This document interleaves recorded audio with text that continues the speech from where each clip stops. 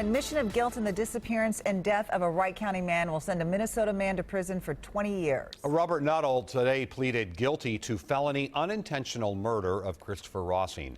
Nuttall and his girlfriend, Gwen Butcher, were with Rossing on the night he disappeared. They all left a Howard Lake bar together. As Bill Hudson explains, just as Nuttall's murder case was set to begin, a plea deal will spare both sides a risky trial. Today's plea deal won't fully explain what happened on the early morning of August 23, 2014, like how Christopher Rossing died or what happened to his body.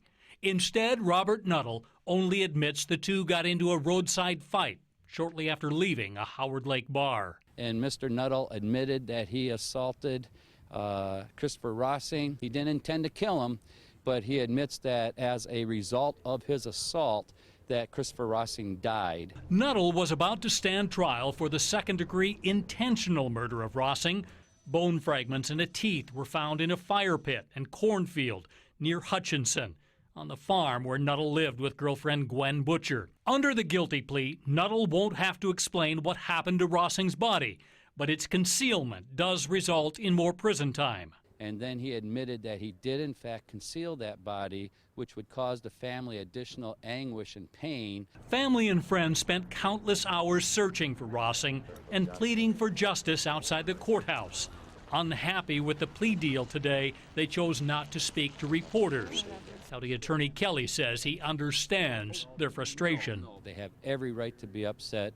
And so, yes, we got a plea, we got some certainty, we're going to get some incarceration, but it's not something that we're happy about.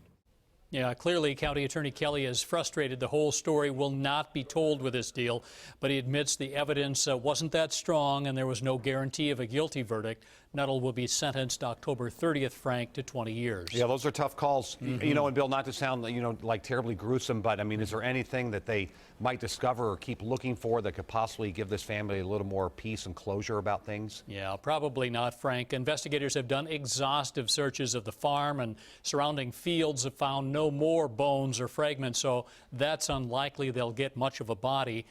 This is eerily reminiscent, of course, of the Katie Poyer case in Moose Lake some years ago, when only charred bone fragments, a tooth, were recovered and identified using dental records. Much like that, that case had much stronger evidence, however. Yeah, I remember it well. What a horrible case with Right. Donald Blum. Okay.